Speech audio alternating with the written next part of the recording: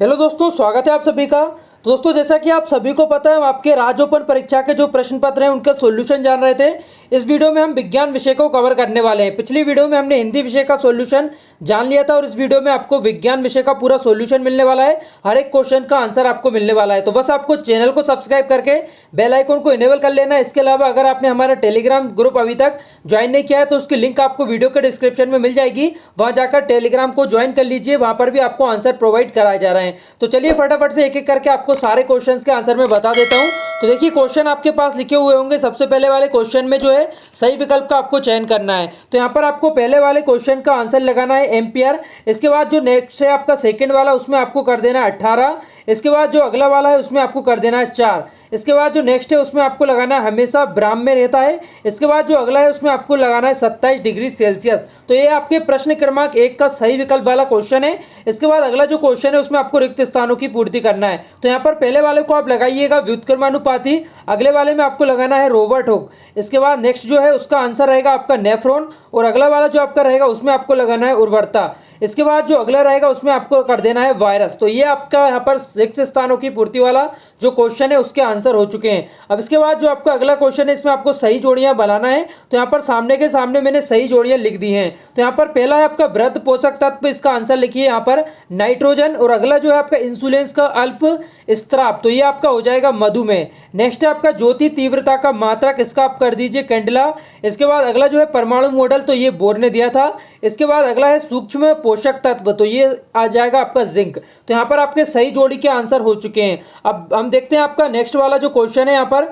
तो अगले वाले क्वेश्चन में देखिए क्वेश्चन आंसर पूछे गए हैं, जिसमें प्रश्न क्रमांक 2 में आपसे पूछा गया है कंधे पर लटकने वाले थैलों में जो चौड़ी पट्टी लगाई जाती है वो क्यों लगाई जाती है। तो इसका आंसर आप लिखेंगे यहाँ पर, यह प्रेशर अर्थात कंधे पर पड़ने वाले दबाव को कम करने में सहायक होती है। तो इसका आंसर हो जाएगा प्रश्न क्रमांक 2 का।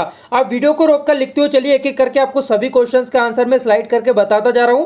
और अगर आपने वीडियो को अभी तक लाइक नहीं किया तो लाइक जरूर कर दीजिएगा। क्या पढ़ाई में आपको आते हैं डाउट्स? तो 5 सेकंड्स में डाउटनट के साथ करो उन्हें आउट।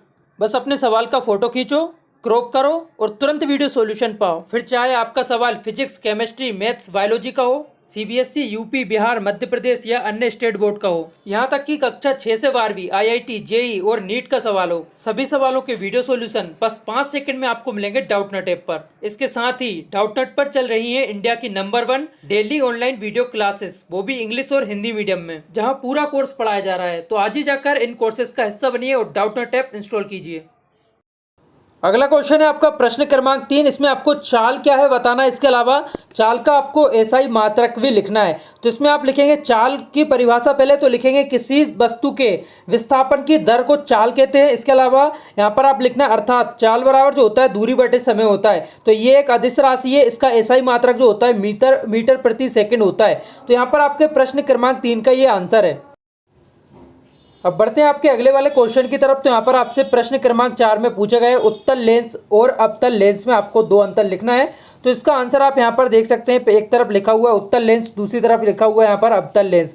तो इसके बारे में हम लिखेंगे, पहले लिखेंगे उत्तल लेंस के बारे में। उत्तल लेंस बीच में मोटा और किनारों पर पतला होता है, और अवतल लेंस जो होता है वो बोतल बीच में से पतला तथा किनारों से मोटा होता है। तो इस तरीके से इसका आंसर आपको लिखना है। इसके बाद जो अगला पॉइंट रहेगा उसमें आपको लिखना है उत्तल लेंस अक्षर को देखने में अक्षर बड़े दिखाई देते हैं, और अवतल लेंस से अक्षर को देखने में अक्षर जो होते हैं वो छोटे दिखाई देते हैं। तो ये आपका आंसर यहाँ पर हो गया है। देखिए 2 यहाँ पर अंतर पूछे थे, दोनों मैंने आपको बता दिए हैं। अब बढ़ते हैं आपके नेक्स्ट क्वेश्चन की तरफ। अगर आपने वीडियो को अभी तक लाइक नहीं किया तो लाइक जरूर कर दीजिएगा। प्रश्न क्रमांक 5 हम आपका देख रहे हैं, तार की कुंडली के कोर में नम लोहे को रखने पर चुंबकीय क्षेत्र पर जो प्रभाव है वो किस प्रकार से पड़ता है, बढ़ जाता है, क्यों बढ़ जाता है। तो इसका कारण रहेगा लोहे के अणु एक दिशा में होकर चुंबकीय क्षेत्र को बढ़ा देते हैं। ये आंसर हो जाएगा आपके प्रश्न क्रमांक 5 का। इसके बाद बढ़ते हैं नेक्स्ट क्वेश्चन की तरफ, जो कि ये प्रश्न क्रमांक 6। तो क्या होगा अगर किसी फूल से स्त्री केसर को निकाल दिया जाए। तो इसका आंसर आ जाएगा किसी फूल में से स्त्री केसर निकाल देने पर पौधों की उत्पत्ति प्रभावित होती है। तो ये आंसर हो जाएगा प्रश्न क्रमांक 6 का।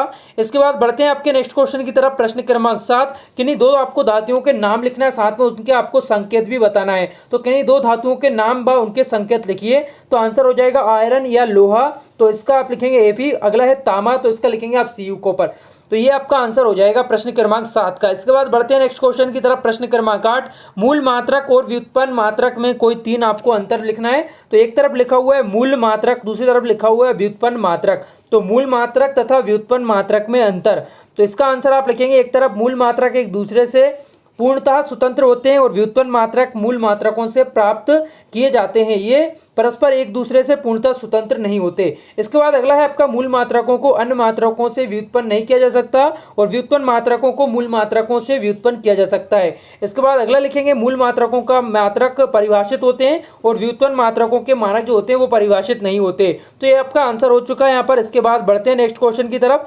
तो देखिए आपका जो अगला वाला क्वेश्चन है यहाँ पर आपसे पूछा गया द्रव्यमान संरक्षण का आपको नियम लिखना है, जो कि प्रश्न क्रमांक 9 है। तो इसका आंसर आप लिखेंगे द्रव्यमान का ना ही सृजन हो सकता है ना ही इसे नष्ट किया जा सकता है, परंतु वह आपस में पुनर्व्यवस्थित अवश्य हो जाता है। तो यह आंसर हो चुका है आपका द्रव्यमान संरक्षण के नियम का। वीडियो को रोककर आप इसका आंसर लिख लेंगे। तो अगर दोस्तों आप चाहते हैं इसी तरह से आपको सभी सब्जेक्ट के आंसर प्रोवाइड किए जाए, हर एक क्वेश्चन का आंसर आपको मिल सके, तो इसके लिए चैनल को सब्सक्राइब जरूर कर लीजिए और वीडियो को लाइक और शेयर जरूर कर दीजिए।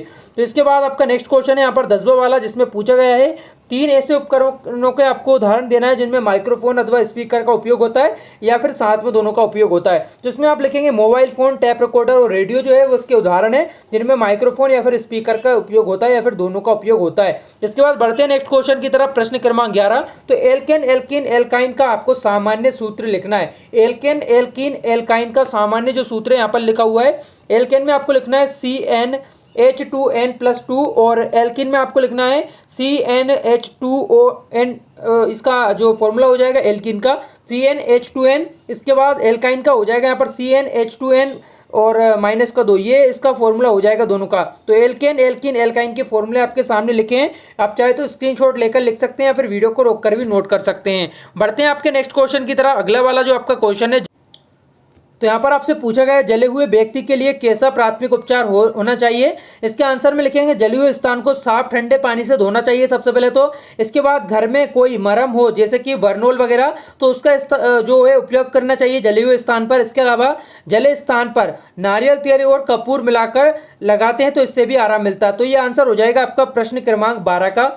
यहाँ पर आपका अगला वाला क्वेश्चन हम देखेंगे प्रश्न क्रमांक 13। पौधे को उत्पादक क्यों कहते हैं? पारिस्थितिक तंत्र में उनका जो स्तर होता है वो कौन सा होता है? तो देखिए हरे पौधे प्रकाश संश्लेषण के द्वारा पूरे पारिस्थितिक तंत्र के लिए भोजन का निर्माण करते हैं, इसलिए उन्हें उत्पादक कहा जाता है। यानी पौधे अपना भोजन स्वयं निर्माण करते हैं इसलिए उन्हें उत्पादक कहा जाता है। तो यहाँ पर पारिस्थितिक तंत्र में उनको रखा गया है प्रथम पोषण स्तर में। तो ये आंसर हो जाएगा आपका प्रश्न क्रमांक 13 का। उम्मीद करता हूँ आप वीडियो को रोककर सारे क्वेश्चंस के आंसर लिख पा रहे होंगे। तो यहाँ पर दोस्तों आपके बाकी क्वेश्चन के आंसर मैं नेक्स्ट वीडियो में दे दूंगा आपको। अभी आप वीडियो को रोक कर इन सभी के आंसर अपने उत्तर पुस्तिका में नोट करिए। जब तक आप इन्हें नोट करेंगे आपको नेक्स्ट वीडियो मिल जाएगी, सभी क्वेश्चन के आंसर आपको प्रोवाइड कर दिए जाएंगे। वीडियो अगर आपको ये अच्छी लगी तो इसे लाइक जरूर करिएगा, अपने दोस्तों के साथ शेयर करिएगा।